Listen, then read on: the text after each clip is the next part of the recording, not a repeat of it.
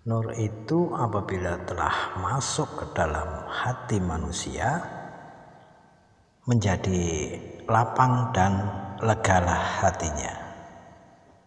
Tanda-tandanya, orang yang telah mendapat nur ilahi itu menjauhkan diri dari dunia dan kembali ke alam kekal, serta siap mati sebelum mati.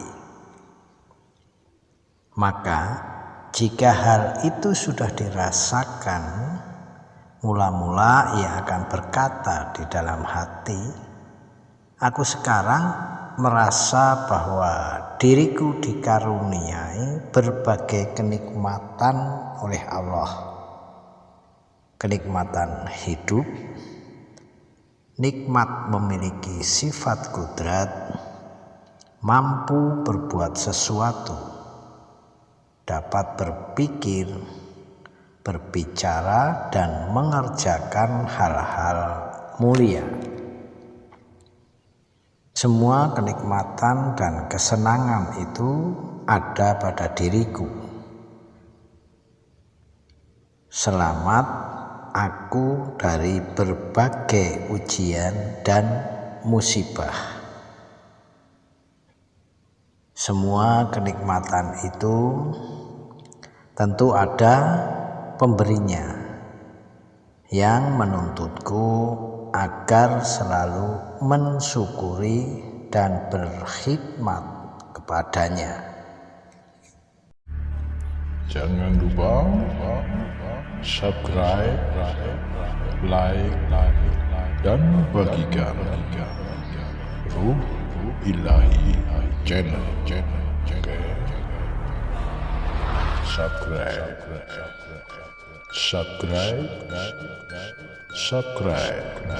Ruh Ilahi. Bismillahirrahmanirrahim.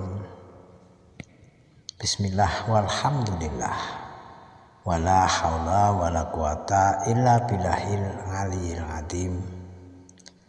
Allahumma sholli wa sallim ala wa habibina wa maulana Muhammad wa ala alihi wa sahbihi ajmain. Kaum muslimin yang budiman, sobat ruh ilahi, semoga Allah membahagiakan kita dengan keridhoannya. Sobatku, ketahuilah bahwa ibadah itu adalah buah dari ilmu yang merupakan faedah dari umur kita, hasil usaha dari hamba-hamba Allah yang kuat, jalan yang ditempuh oleh orang-orang yang bertakwa. Tujuan dari orang-orang yang berhikmat itu, syiar dari orang-orang yang berani berkata jujur untuk menemukan jalan menuju surganya Allah. Allah Subhanahu wa ta'ala berfirman, Innani anallaha la ilaha illa anna faqbudni wa aqismi sholata li zikri.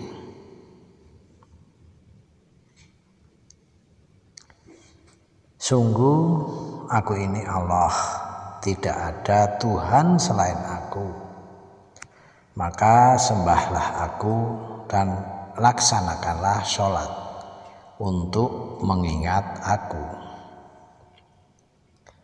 Dan inilah ganjaran bagi kita ya, atas usaha kita yang selalu bersyukur atas nikmat-nikmat yang telah kita terima, tentunya dengan ikhlas serta sabar di dalam menerima seluruh ketetapan dari Allah. Ternyata untuk meraih surganya Allah itu tidaklah mudah ya. tidaklah mudah. Kita harus menempuh perjalanan yang amat sulit, penuh liku-liku, banyak halangan dan rintangan yang harus kita lalui. Utamanya banyak musuh ya, dari golongan jin dan setan yang selalu berusaha untuk mengganggu dan menjerumuskan kita. Nah, sedikit kawan ya, sedikit pula orang yang mau menolong kita untuk menuju jalan kebenaran itu. Demikianlah kenyataannya ya, jalan untuk menuju surga itu memang benar-benar sulit. Itu bagi mereka yang tidak memiliki iman yang kuat. Rasulullah Shallallahu Alaihi Wasallam pun bersabda, perhatikanlah jalan ke surga itu penuh rintangan dan liku-liku, sedangkan jalan menuju neraka itu sangatlah mudah dan rata, penuh dengan hal-hal yang melenakan. Nah, ditambah lagi dengan kenyataan bahwa manusia adalah makhluk yang lemah ya. Manusia itu merupakan makhluk yang lemah. Nah, sedangkan pada zaman sekarang ini yang semakin susah, menjadikan urusan agama, urusan ibadah itu semakin mengendur ya, bahkan sesama muslim saja di zaman sekarang ini banyak yang saling bertengkar, saling hujat,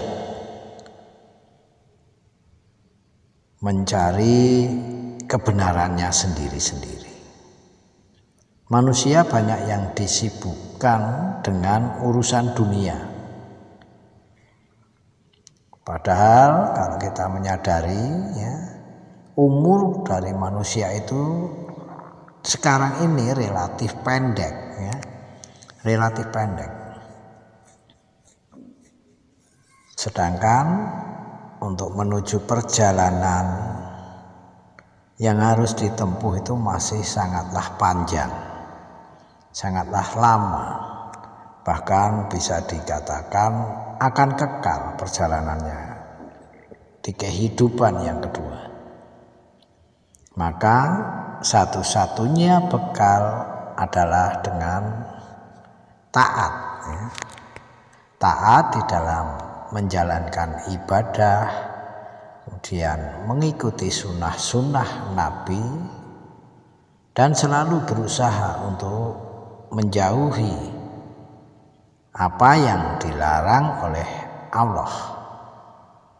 Nah, karena waktu yang telah berlalu itu, waktu yang telah lewat itu tidak akan kembali lagi sobatku ya.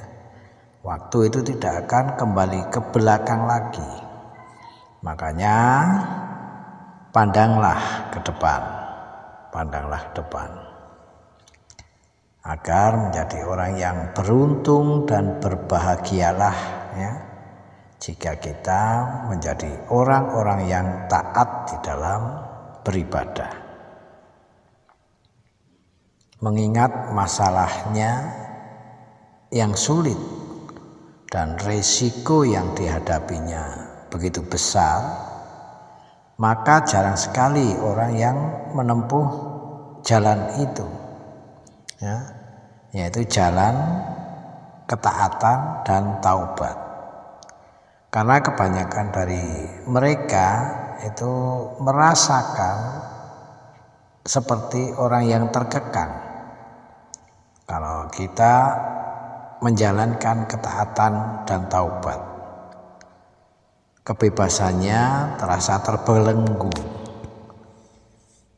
ya, kebebasannya terasa terbelenggu. Bahkan di antara orang-orang yang telah menempuh jalan itu pun sangat sedikit, dan yang benar-benar menjalankannya, yang sampai kepada tujuannya dan mencapai apa yang dikejarnya. Mereka itu yang berhasil adalah orang-orang yang mulia, orang-orang yang merupakan pilihan dari Allah Subhanahu wa Ta'ala untuk mencapai makrifat dan mahabbah kepada Allah.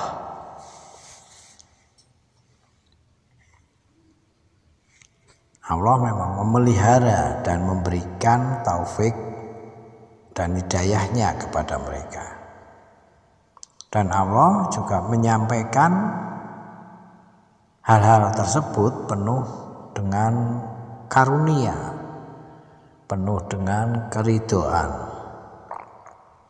Ya, nah, kita sebenarnya juga bisa berharap seperti itu. Dan semoga Allah Subhanahu wa Ta'ala memasukkan kita ke dalam golongan orang-orang yang beruntung, ya, dengan memperoleh rahmat serta hidayahnya. Nah, sobat Ruh Ilahi, setelah kita mengetahui bahwa jalan menuju keridhaan dan hidayah Allah yang demikian sulit dan tidak mudah untuk mencapainya, kita harus berpikir dan mulai merenung, ya, bagaimana cara agar kita bisa menempuhnya. Kemudian sarana apa yang kita perlukan, sebenarnya itu yang kita cari hari ini, ya. Nah, menurut saya ini hanya dengan ilmu, ya, dengan ilmu, kemudian amal dan akal kita, ya, maka seseorang itu akan dapat menempuhnya dengan taufik ilahi sampai dengan selamat, ya. Tidak terhenti oleh berbagai rintangan, godaan maupun cobaan, ya, sehingga amalan tersebut bisa putus di tengah jalan. Semua yang telah diamalkannya jadi mubah, ya, jadi percuma. Nah, jangan sampai kita masuk ke dalam golongan orang-orang yang celaka tersebut, ya, dan bisa binasa. Na'udzubillahi min dzalik, ya. Na'udzubillahi min dzalik. Nah, sobat Ruh Ilahi, sebagai hamba Allah tentunya kita akan selalu teringat untuk selalu beribadah, ya, ketika kita baru bangun dari tidur. Karena sebenarnya ketika kita bangun dari tidur itu, alhamdulillah kita masih diberi kesempatan, diberikan kehidupan oleh Allah. Makanya kita selalu harus bersyukur ketika kita sedang bangun tidur, ya. Nah, hal ini tanamkanlah di dalam hati kita semua dengan tekad untuk selalu beribadah. Nah, inilah awal dari adanya keyakinan di dalam hati kita yang akan tersucikan. Nah, jika hati dan jiwa kita telah mendapatkan petunjuk dan karunia Allah Subhanahu wa Ta'ala, hal ini yang seperti yang difirmankan Allah Subhanahu wa Ta'ala. Nah, apakah orang yang dilapangkan dadanya oleh Allah untuk menerima Islam ia dikaruniai Allah dengan suatu nur. Apakah dia itu lebih baik atau tidak? Di sini Rasulullah juga menyatakan bahwa nur itu apabila telah masuk ke dalam hati manusia, maka manusia tersebut akan menjadi lapang dan legalah hatinya. Kita sebenarnya bisa merasakannya juga jika memang nur itu telah masuk ke dalam hati kita. Di dalam pikiran dan hati kita pasti akan membisikkan suatu kalimat, ya. Inilah yang dinyatakan Rasulullah di dalam sabdanya. Aku sekarang merasa bahwa diriku dikaruniai berbagai kenikmatan Allah, ya, kenikmatan hidup, nikmat memiliki sifat kudrat, mampu berbuat sesuatu, dapat berpikir, berbicara, dan mengerjakan hal-hal yang mulia. Semua kenikmatan dan kesenangan itu pada diriku, ya, yang ada pada diriku. Selamatnya aku dari berbagai ujian dan musibah. Nah, semua kenikmatan itu tentu ada yang memberinya, ya. Tentu kenikmatan-kenikmatan itu ada yang memberinya, ya, yang menuntutku agar selalu mensyukuri dan berkhidmat kepadanya. Karena apabila aku lalai tidak bersyukur dan tidak berkhidmat, maka dia akan melenyapkan segala nikmat-nikmatnya, dan aku tentunya akan mendapatkan hukuman dan balasan. Dan dia sudah mengutus kepadaku sebagai seorang Rasulullah memuliakan dengan Rasul-Rasulnya, dengan yaitu memberikannya berbagai mukjizat-mukjizat yang bagi manusia biasa tidak akan mampu untuk melakukannya. Kemudian aku disuruh mengabarinya bahwa aku hanya mempunyai satu Tuhan, Tuhan yang maha mulia, Tuhan yang maha kuasa, maha mengetahui, maha hidup, maha berkehendak, maha berbicara, maha memerintah, maha melarang, dan berkuasa untuk menghukum setiap umatnya yang bersalah. Nah, jika aku mendurhakainya, dia mengetahui segala rahasiaku dan mengetahui segala yang terlintas di benakku, bahkan yang tersembunyi di dalam hatiku. Dia telah menjanjikan sesuatu serta dia memerintahkanku agar taat kepada hukum-hukum syariatnya. Dari sabda Nabi Muhammad ini, ya, memberikan kita petunjuk yang jelas, ya. Jika kita itu memang berharap, ya, memang berharap hidayah dari Allah, maka ya berlakulah seperti yang dilakukan Rasulullah. ikutilah sunnah-sunnahnya.